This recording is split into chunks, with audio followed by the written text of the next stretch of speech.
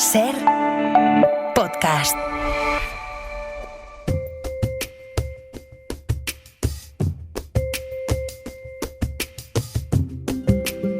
Hoy por Hoy Magazine.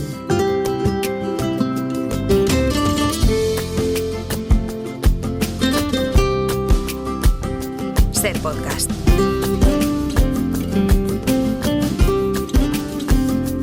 Yo no los había saludado todavía, no había encontrado mi brújula que mira al norte todos los martes, donde está Aitana Castaño, como siempre en Radio Asturias. Aitana, ¿qué tal? Muy buenos días. Hola Ángels, ¿qué tal? Muy bien, ¿y tú cómo estás? Bueno, ahí vamos. ¿Ahí vamos? Ahí vamos. Venga, pues vamos a dejarlo así. Eso es importante, que vayamos. No sé dónde, pero que vayamos. Exacto. Aquí conmigo en Madrid, Nacho Carretero, ¿qué tal? Muy buenos días. Buenos días, Ángel. ¿Cómo estás? Bien, aquí, de vuelta, un buen tono de piel, sí. Descansado, y eso que me tocó trabajar este Eso verano. iba a decir, porque tú has estado con los incendios. Entretenido. Sí, entretenido, exacto, porque estamos con un proyecto de incendios forestales y mira tú el verano que nos tocó para grabarlo, es el mayor... O sea, ¿tú ya tenías prevista la grabación? Claro. O sea, no era algo que... Ya. No, estaba previsto. A ver qué tal en verano, a ver si hay algún incendio. Pues sí, hubo algún incendio. Y nada, sí que verano movido, pero... ¿Y con qué sensación te quedas de lo visto y lo vivido? Bueno, pues la sensación de que empiezan a ocurrir las cosas que desde hace muchos años la gente que verdaderamente está estudiando el fenómeno y lo que ocurre lleva tiempo advirtiendo que va a pasar. Entonces es como la demostración empírica, y te pilla en medio, de que las cosas están cambiando y que más nos vale empezar a cambiar la manera de convivir con el fuego. Y digo convivir porque hemos llegado ya a una época en la que el fuego no se puede parar. Pues por el cambio climático tenemos unos veranos mucho más cálidos y mucho más secos, y porque tenemos el rural abandonado y por tanto el fuego es imparable. Entonces, esa premisa de todos contra el fuego, esa premisa de el fuego nunca más, hay que luchar contra el fuego, bueno, está anticuada. Lo que hay que hacer es aprender a convivir con el fuego, y entonces más nos vale... Y destinarle medios a la lucha contra el fuego también, ¿no? Destinar medios a la lucha y destinar muchísimos más medios a la prevención. Es donde está, creo, y esto es una opinión personal, la clave. No estamos... Hay una gran frase que es: los fuegos se apagan en invierno, que no estamos sabiendo aplicar, y que bueno, creo que es una de las claves que tenemos por delante. Aceptar que el ecosistema está cambiando, aceptar que el clima está cambiando, aceptar que los fuegos van a más y son imparables, y tenemos que empezar a trabajar en invierno para que esos fuegos no nos lleven por delante. Bueno, como íbamos a hablar de deporte... Qué un resumen, ¿eh? No, pero muy bien. Sí, es que además me parece muy importante y tengo ganas de ver lo que ha salido de ese trabajo que has estado haciendo este verano. Habrá tiempo de hablar, porque yo creo que es uno de los temas y uno de los grandes desafíos que tenemos por delante. Con Nuño en la sección de Ciencia y Tecnología hemos hablado ya, hablamos antes del verano, antes de esa ola de incendios, y hemos hablado ahora a la vuelta, y seguiremos hablando evidentemente, porque además hay que hablar... Mientras, es decir, como tú decías, en la prevención hay que poner medios en la prevención, y nosotros tenemos que hablar no solo del desastre, no solo del momento en el que pasa, sino que tenemos que mantener vivo el tema durante todo. No acordarse de Santa Bárbara cuando truena. Exacto. Iba a decir, como íbamos a dedicar de alguna manera el espacio al deporte, del Depor hablamos del Sporting. Hablemos. Claro, hoy quieres hablar. Hablemos del Depor, ¿no? Claro. Porque ¿qué le hiciste al pobre Sporting? No le hicimos, porque lo cuente Aitana. Aitana, ¿qué pasó? Pues mira, yo le mandé un mensaje a este señor, Nacho Carretero, el sábado, y le llamé cabrón, tengo que decir, porque metieron un gol en el minuto 89. Cuando ya estábamos firmando el empate, pues ya nos metieron un gol. Tengo que decir una cosa. Que no se acostumbren. El Depor nunca hace eso. Nunca lo hace. Es el típico equipo que nunca mete en el último minuto. O sea, que te puedes ir del campo 5 minutos antes porque sabes que no va a marcar. Estas cosas no le pasan al Depor. Bueno, pues contra el Sporting es la tercera vez que le pasa en los últimos años, que en el último minuto les ganamos. Así que bienvenidos sois. No lo tenemos en cuenta, porque ya es verdad que hay un desplazamiento que a los sportinguistas nos gusta mucho, ¿sabes? Eso sí, ir a La Coruña, eso es verdad, es una buena Después excusa. te meten un gol en el minuto 89, bueno, se lo perdonas. A otros no, pero a ellos luego sí. te vas a tomar algo. Mira, allí la cosa va a ir hoy, en este tramo de la radio, de emociones deportivas extremas, porque los espectadores podrán verlo desde este viernes en cines, pero nosotros afortunadamente hemos podido ver ya la historia de un hombre que pasó del éxito más absoluto, están en portadas de periódicos, de que todo el mundo hablara de él, a la miseria total, a la desaparición incluso. Ahora vamos a entrar en ello, pero primero, ¿qué te ha parecido el documental, Nacho? pues hablaba. ¿Conocías la historia? No tenía ni idea. Y de hecho estuve tentado, mientras veía el documental, en consultar la historia. Ahora, es que va a ser muy delicada esta hora que tenemos por delante para no hacer spoilers. Pero yo decía, voy a mirar a ver qué pasó aquí. Y dije, no, venga, no mires nada. Y te va enganchando. Eso es una historia inverosímil y es real. ¿Y a ti, Aitana? Pues yo, mira, estoy igual que Nacho. A mí parece súper sorprendente. O sea, sorprendente, llena de casualidades, como de giros de guión. Yo os digo una cosa, si yo escribo esto en una novela, me llamáis Aitanita la Fantástica. Porque no se lo cree nadie. Pero es increíble. O sea, yo decía, pero si queda una hora todavía de documental, ¿qué ¿cómo la van a llenar? ¿Cómo la van a llenar? No, madre mía. Claro, Tremendo. y yo no conocía la historia, no conocía al personaje, yo que tengo una edad que podría haberlo conocido, porque hay algunos de los protagonistas de ese documental, de los testimonios que salen, a los que yo he conocido y he admirado como jugadores de baloncesto, pero no conocía la historia de este personaje. Creo que es uno de los valores también del documental, que la historia no era demasiado mediática y lo suficientemente desconocida como para que te atrape, que te atrape. Estamos hablando del documental Temps Mort, Tiempo Muerto, es una producción de 3cat y del Terrat que ha dirigido Félix Colomer. Félix, ¿qué tal? Muy buenos días. Hola, buenos días. Estamos hablando de Charles Thomas, que fue la gran estrella del Barça de baloncesto entre los años 1969 y 1974, máximo anotador de la liga, era guapo, era carismático, era rico, era famoso, un héroe del deporte. Y además, imagínate en esa época. ¿Tú habías oído hablar de él antes de embarcarte en este proyecto? No tenía ni idea. Además, yo tengo 31 años, o sea que aún menos, y tampoco soy fan del básquet. O sea, no te sonaba de nada. No tenía ni idea. Tú tienes una larga carrera como director de documentales, has trabajado sobre refugiados ucranianos en Sasha, víctimas y perpetradores de pederastia en Southwell, y también sobre el secuestro de Publio Cordón o sobre el COVID. ¿Cómo es para ti la sensación de contar una historia que tú desconocías de entrada, pero que te va atrapando?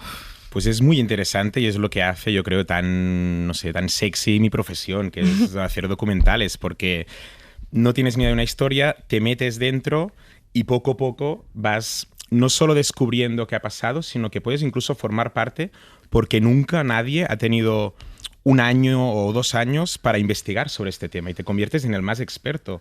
O sea, ahora estamos en documentales intentando resolver crímenes, por ejemplo, porque ningún policía o ningún periodista ha tenido el tiempo que tenemos nosotros. Y esto es algo muy bueno que está pasando ahora con documentales o series documentales, y en el caso de Charles también, que era una historia desconocida, poder ser los primeros en contarla y en descubrir cosas nuevas que van sucediendo es un placer y es un trabajo que para mí, me lo paso súper bien, la verdad. Pues vamos a hacer una cosa, vamos a hacer una pausa y entramos de lleno en este Temps Mort. Hay preguntas. Vamos a ver cómo lo hacemos, ¿eh? Documental de Félix Colomer sobre la desaparición de la estrella del baloncesto, Charles Thomas. Hoy por Hoy Magazine. Ser podcast.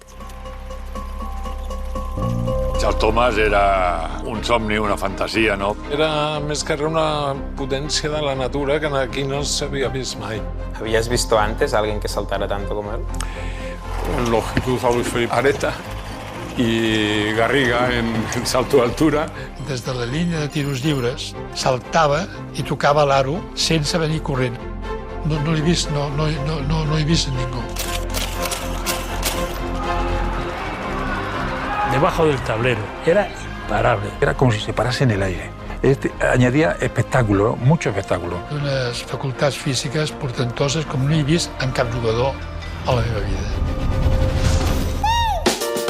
Bueno, este jugador, que era una fantasía, una potencia de la naturaleza, pasó de brillar en las canchas de baloncesto españolas a vagar alcoholizado por las calles de Estados Unidos. Es solo una parte de la historia que cuenta Temps Mort de Félix Colomer, un documental que parte de una investigación del periodista especializado en baloncesto Carlos Jiménez y de una pregunta: ¿qué había sido de Charles Thomas, la estrella del Barça de básquet de los primeros 70, a la que se había dado por muerta durante más de 30 años? Félix, antes que nada, ¿cómo fue esa primera conversación con Carlos Jiménez, que es tu co-guionista sobre la historia? Sí, pues Carlos un día me contacta por Twitter, no nos conocemos, y dice: tengo que contarte una historia, sabe que yo soy director de documentales, que vas a flipar. Yo, vale, y vino el día siguiente a mi casa, se sentó ahí a mi sofá al lado y me empezó a contar la historia y sobre todo lo que acababa de pasar en el 2021, que creo que lo podemos decir porque hay muchos otros giros que el espectador podrá ver, que es que Charles Thomas, después de 40 años que todo el mundo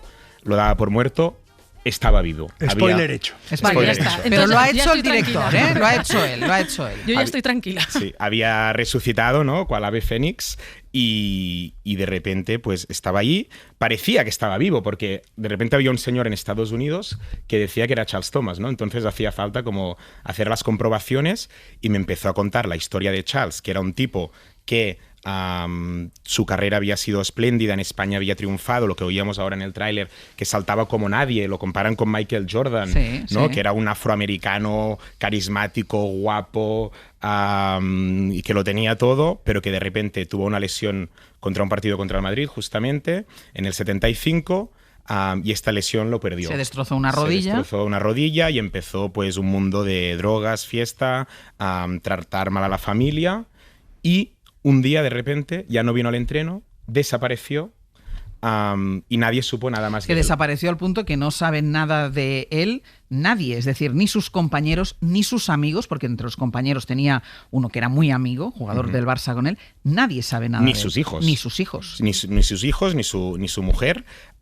Y al cabo de unos años llega la noticia de que Charles se ha muerto, ya a principios de los 80, que Charles se ha muerto, y hay varias teorías sobre cómo se ha muerto, si atracando un banco lo ha disparado la policía o si por sobredosis de drogas, y ya está, y todo el mundo pues lo llora, lo entierra mentalmente, aunque no físicamente, evidentemente, y en 2021 su mejor amigo en el Barça de básquet, que era Norman Carmichael, recibe una llamada, y aún son dos señores ya de 70 años, y se pone al teléfono y dice: ¿quién eres? Soy Charles. Norman se piensa que es una broma porque estaba muerto, y ahí empieza todo, ¿no? De Norman intentando entender si esto es verdad o no, hasta que va a visitarlo donde está y ve que sí, que es Charles, 40 años más tarde. Claro, dentro de esto, déjame, hago yo solo una pregunta y os dejo a vosotros. Porque dentro de la historia hay una historia que a mí me llamó muchísimo la atención, que es como un artículo de Carlos Jiménez llega a una enfermera de la residencia. Charles está en una residencia para gente vulnerable, digamos, para gente sin hogar. ¿Cómo llega? O sea, porque entiendo que ¿dónde escribió Carlos ese artículo? Claro, Carlos Jiménez tiene un blog que se llama Solo Básquet, es un periodista de básquet, y él escribió un artículo hace años diciendo lo que había sido Charles, ¿no? Que era una estrella, que saltaba mucho, sus leyendas, etcétera, y que un día desapareció y que luego murió. Entonces, imagínate, ¿no? Ponte en el lugar de, en esa residencia en Estados Unidos, viene un señor a las enfermeras y les dice: yo era una estrella del básquet. Y yo supongo que piensan, bueno, ponte al lado de la reencarnación de Elvis Presley y el astronauta, ¿no?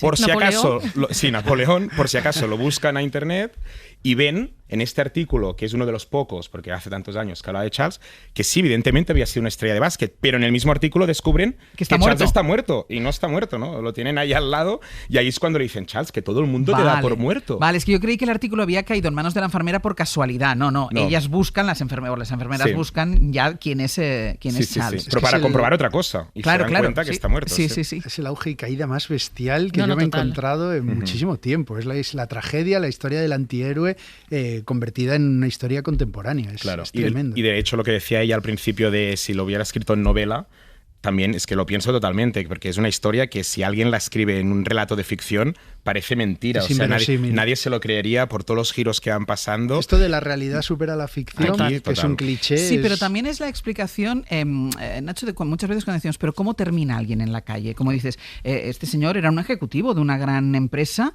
y acaba en la calle, y es esa serie de cosas que te van pasando, en este caso, en el caso del deporte, y más en aquella época. O sea, pensemos que nosotros muchas veces hablamos de que los deportistas no están preparados, muchos de ellos, para el día después, y esto es una cosa que los clubes intentan gestionar mucho, ¿no? Imagínate en aquella época. Te destrozan la rodilla, pasas de ser todo a ser nada, y eso es muy difícil aguantarlo en la cabeza. Este es el tema de la peli, la fragilidad del éxito, de cómo alguien que lo tiene todo, pero que realmente es muy joven, porque él llega aquí con 19 años.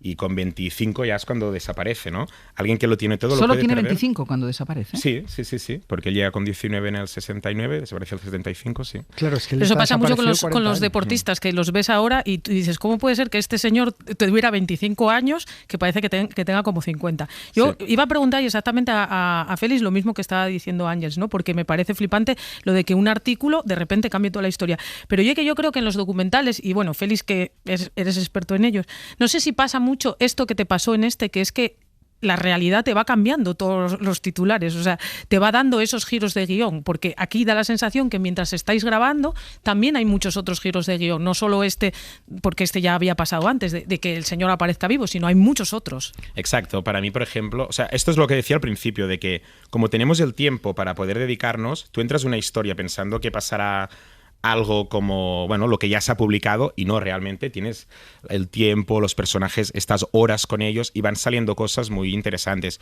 Una de ellas es, por ejemplo, una cosa que yo iba deduciendo que estaba pasando, pero que sus compañeros hombres no me querían decir, es que Charles había maltratado a Linda, y por eso Linda que es su mujer, y sus hijos se habían marchado, ¿no? Antes de que Charles desaparezca, su familia ya lo ha abandonado. Y eso notaba que los compañeros pues no lo querían comentar mucho, supongo que por cariño a Charles, o algunos no lo sabrían. Y ahí fue muy interesante hacer una búsqueda incluso publicamos antes de que saliera el documental de necesitamos más información, y salieron, como no, 2 mujeres, ¿no? Que habían sido amigas de ella, de Linda, y contaron que el motivo real no solo era de que Linda había marchado, no solo era que Charles había vuelto un poco, ¿no?, fiestero y tal, o incluso tomar drogas, sino que la maltrataba y que de hecho, ellas cuentan que a veces les llama y les dicen tengo que irme a tu casa unos días o lo que sea porque este señor me maltrata. Exacto. Sí. Pero además fue muy bonito como Charles, después cuando yo le confronto esta información, lo podréis ver, su reacción para mí es muy auténtica. Es muy honesta. Sí, no lo niega. En un mundo ahora que los perdones yo creo que son siempre falsos o de postureo, allí ves que esa información la ha clavado y que seguramente esta vergüenza tan grande que lleva es la que le ha hecho no querer reaparecer y querer aislarse y vivir durante todos estos años en la calle. Esto no sé si lo hemos dicho, pero está en la calle. Yo quería preguntarte, Félix, cuando uno se sumerge tantísimo en una historia, también todos los que nos dedicamos a investigar, nos ha pasado en una medida o en otra, te vinculas inevitablemente. Entonces, ¿hasta qué punto una historia tan brutal, que tú has trabajado tanto tiempo, te genera una vinculación emocional y cómo te afecta? Y si en este caso te ha ocurrido, si te ha afectado de alguna manera e interfiere en tu trabajo. Claro, siempre pasa, es como un mix esto, ¿no? Tú también sabrás lo mismo, de intentar, para hacer bien tu trabajo, intentar ser lo máximo frío posible, pero a veces es inevitable, ¿no? Y en el caso de Charles, de tenerlo delante, o sobre todo a mí me pasó con las mujeres que contaban el caso de Linda, y si hubiéramos tenido a Linda, pero ella no quiso participar. ¿Lo intentasteis? Sí, hablé con ella y me cogió el teléfono su marido y dijo, no quiero saber nada de esa época, tal. Pero ella me escuchaba, yo de hecho quería llevarle unas imágenes de archivo que encontramos, que rescatamos de unos Super 8, donde ella salía guapísima en la piscina con sus hijos, unas imágenes que yo creo que es que esa es otra, estamos hablando del fondo, pero la forma... que termine porque hablaba de la emoción, es que no de la vinculación. Sí, no, y eso que sí, que al final intentas no hacerlo, pero claro que te vinculas. Y además con Charles, que fue súper generoso en todos los aspectos, con su hijo también, que es también como el otro gran protagonista, es inevitable. Y en otros documentales aún más, el que comentabas que hice de pederastia, por ejemplo, pues con las víctimas era una cosa pues muy loca. Claro. ¿Con el hijo no tuvisteis problemas? ¿Inmediatamente el hijo quiso colaborar? Sí, bueno, inmediatamente tampoco. Es un poco complicado. Costó un poco. Sí, costó un poco, pero después ya estuvo bien. Y lo interesante de la historia también es que hay 2 hijos, ¿no? Sí. Y uno se ha acercado a Charles, por eso también está en la película, y el otro no ha querido saber nada, ¿no? Para mí es un debate también como interesante, que ahora hablo con mis amigos, ¿no? Si tu padre te hubiera abandonado hace 40 años y de repente reapareciera, ¿qué harías tú, no? ¿Serías como el hijo mayor de Charles o como el hijo menor? Porque uno se ha acercado, lo ha perdonado, lo va a visitar, y el otro ni lo ha ido a visitar desde ya hace 4 años que se sabe que está vivo y no quiere saber nada, y se entiende perfectamente también. ¿Cómo vivió Norman Carmichael, que es el que recibe esa llamada de soy tu amigo? Se llamaban hermanos, de hecho entre ellos tenían una vinculación muy estrecha, eran los 2 norteamericanos que jugaban en el Barça. ¿Cómo vivió ese momento de la llamada? Y, bueno, el reencuentro con mucha emotividad, porque el reencuentro es muy emotivo, más es en plena pandemia. Sí, de hecho, claro, para nosotros cuando salió la noticia lo primero era ir rápido hacia allí por grabar el encuentro entre Charles y Norman, que eso será único y solo pasará una vez. Y la relación que tenían ellos era de hermanos brutal, tanto que lo demuestra el hecho de que cuando Charles, las enfermeras le dicen quiere reaparecer en la vida de la gente. ¿A quién quieres llamar? Sí, él no dice a los hijos, ni a la exmujer, ni a compañeros otros, sino quiero llamar a Norman, ¿no? Que era su gran amigo, porque eran los 2 americanos del Barça, las 2 grandes estrellas, pero aparte de eso, eran padrinos uno del otro de los hijos, ¿no? Y fue precioso. Y Norman es una persona, bueno, él, no sé, de las mejores personas que he conocido en mi vida por el corazón que tiene, cómo quiere a Charles después de tanto tiempo. Y sí, hay una cosa que llama mucho la atención porque no le reprocha nada, absolutamente, y hay, yo creo que lo dice en más de una ocasión cuando dice eso de lo quiero retomar en el mismo punto en el que lo dejamos, es decir, han pasado 30 y pico de años, han pasado 40 años, pero yo ahora cuando le vea va a ser como cuando nos veíamos en el vestuario. Para mí todo sigue igual, exactamente, y de hecho Norman murió después de grabar este encuentro justamente con Charles, y después también pudimos estar con Charles otra vez, una segunda vez, y él hablaba, ¿no?, de Norman, de la pérdida que había sido, y además era muy emotivo revolver en el encuentro que tuvieron, ¿no?, porque Norman le decía, espero que ahora podemos retomar esta amistad durante muchísimo tiempo, ¿no? Y justamente Norman contrajo una enfermedad muy rápidamente cuando estaba perfecto de salud y murió, y fue un mazazo importante para Charles. Y Aitana, querías preguntar por las películas de Super 8. Un poco porque estamos hablando de... Como nos vamos de una cosa a otra. Claro, sí. Como estamos hablando del fondo, y el fondo es brutal, pero yo creo que también la forma, ¿no? O sea, la manera en la que el montaje de este documental me parece brutal. Yo sé que Félix, además, él es montador, entonces bueno, pero claro, contaste de repente con un material de la leche, esas películas caseras, también hicisteis alguna recreación, entonces para que nos contaras un poquitín qué fue poder contar con todo esto, claro, que es una maravilla. Cuéntanos cuando descubriste la cámara Super 8. Claro. Por favor, Indiana es que Jones descubriendo el arca perdida. Porque ¿de dónde sale? ¿Dónde lo encuentras? Había una familia, que es la familia Ciurana, que es quien acogió a Charles y a su familia a su lado, que era el presidente del primer equipo que lo fichó, el Sant Josep de Badalona. Entonces eran muy amigos, y una de las hijas de este señor, que ya está muerto, me dijo, aquí en casa tengo en un sótano unos Super 8s que grababa mi padre, y creo que a lo mejor está Charles. Vale. Pero nunca lo habéis abierto, ¿no? ¿Sabe? No, si quieres, entra. Y entramos ahí dentro, todo oscuro, sacamos unas películas de Super 8 y de 8, porque sí, más grandes, y dijo, bueno, haz lo que quieras. Y lo llevé a revelar a un laboratorio de Barcelona con toda la intriga de qué saldrá de allí.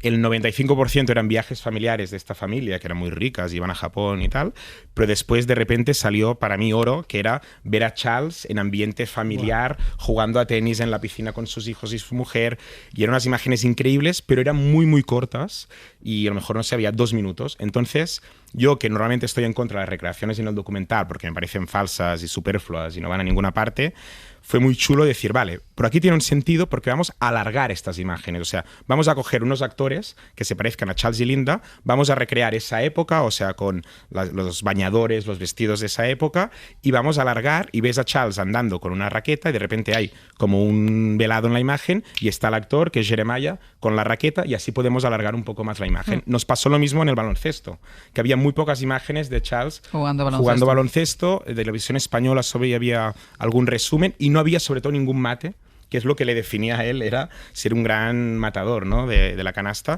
Entonces cogimos esas imágenes, pero recreamos en un campo de la época, hicimos las camisetas de nuevo, las patillas igual, ¿no? Cogimos a jugadores de básquet y alargamos esas imágenes, y sobre todo cogimos a Jeremiah, que es un gran matador, un jugador de básquet, para hacer estos mates, ¿no? Y lo bueno es que la gente ve la peli y muchas veces no se da cuenta de lo que es verdad. No, es imposible. Y no pasa nada. Es imposible. O sea, yo un momento pensé que todo el Super 8 era falso, vale. Y luego pensé que todo el Super 8 era cierto.